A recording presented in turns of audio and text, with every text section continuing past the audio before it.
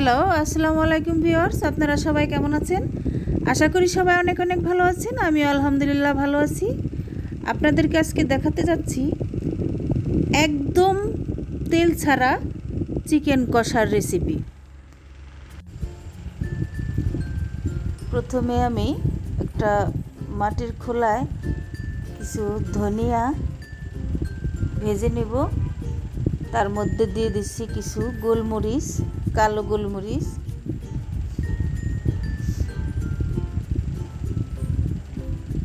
দিয়ে দিচ্ছি গোটা জিরে,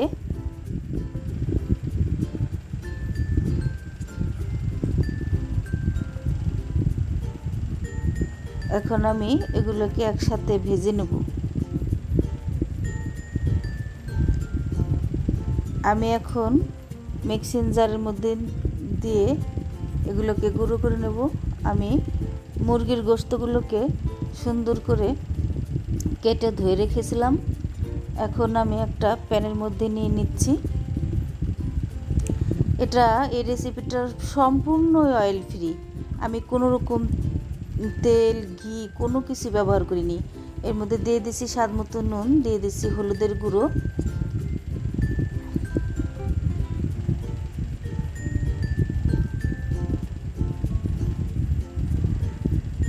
দিয়ে দিচ্ছি পেঁয়াজ কুচি,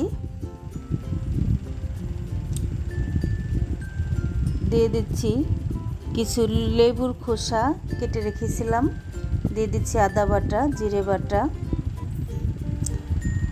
এর মধ্যে যে গুঁড়ো মশলাটা করে রেখেছিলাম সেটা দিয়ে দিলাম,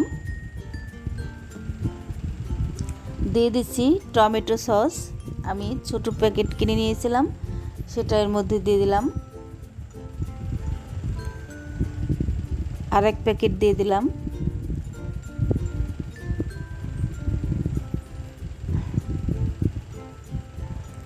এখন আমি হাত দিয়ে সুন্দর করে একটু সময় নিয়ে মেখে নেব। দেখুন আমার মাখানো হয়ে গেছে। আমি ঢাকনা দিয়ে কিছুক্ষণের জন্য রেখে দিয়েছি। এখন আমি খোলায় গোলমরিচ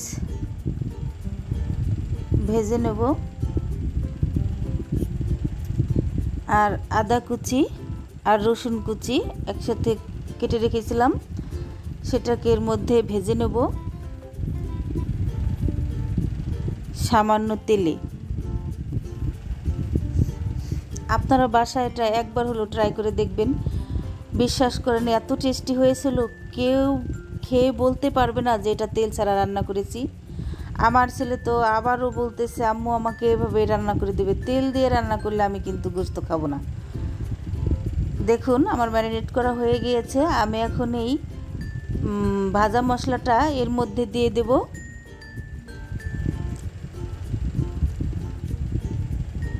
এখন আমি আমার ছেলেকে বলতেছি, আমি এত ঝামেলা করতে পারবো না, আমি সরাসরি তেল দিয়ে রান্না করে দেবো আজকে। মানে আমার ছেলে আবারও বায়না ধরেছে এভাবেই খাবে সে। কী করব বলেন? আমার হাজব্যান্ডকে খেতে দিয়েছি, খাওয়ার পরে বলেছি, বলো তো কী খাইলা? কয় মুরগির গোশত। কীভাবে খাইলা? তেল ছাড়া রান্না করছি। কই অনেক সুন্দর হয়েছে। কই বোঝার উপায় নাই যেটা তেল ছাড়া রান্না করা হয়েছে। এখন আমি মিক্সিং জারটা ধুয়ে এর মধ্যে একটু পানি দিয়ে আমি চুলায় বসিয়ে দিয়েছি, কিছুক্ষণ রান্না করে নেব। এখন আমি একটু নেড়ে চেড়ে দিচ্ছি।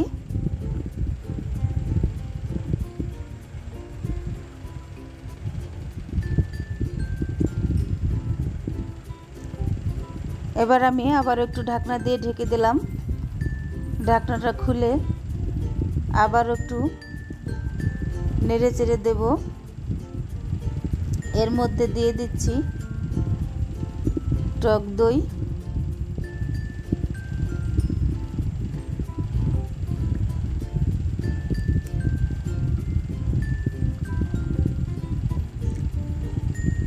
দিয়ে দিচ্ছি কাঁচামরিচ,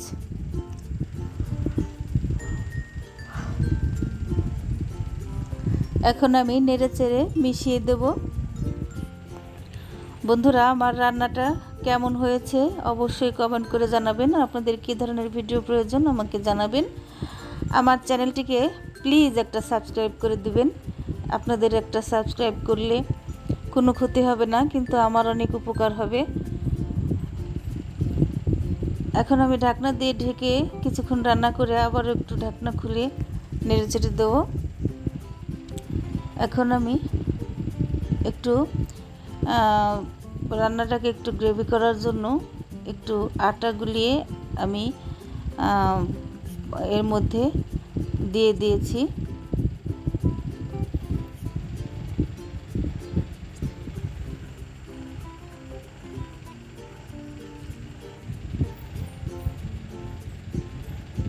এখন আমি সুন্দর করে এটাকে কষিয়ে নেব।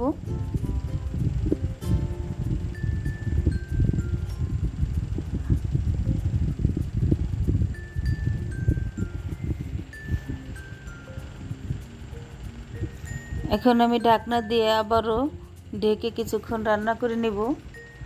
দিয়ে দিচ্ছি সামান্য পরিমাণে একটু চিনি,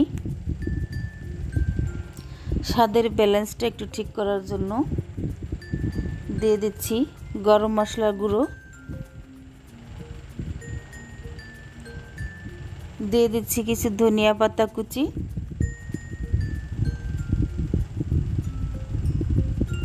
এখন আমি নেড়েচেড়ে মিশিয়ে দেব। কি সুন্দর স্মেল বেরিয়েছে।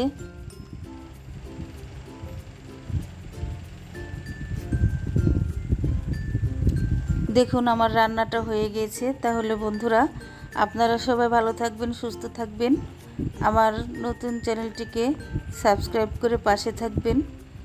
আবার কোনো নতুন ভিডিও নিয়ে আপনাদের মাঝে হাজির হব। সে পর্যন্ত সবাই সুস্থ থাকবেন। আল্লাহ হাফেজ।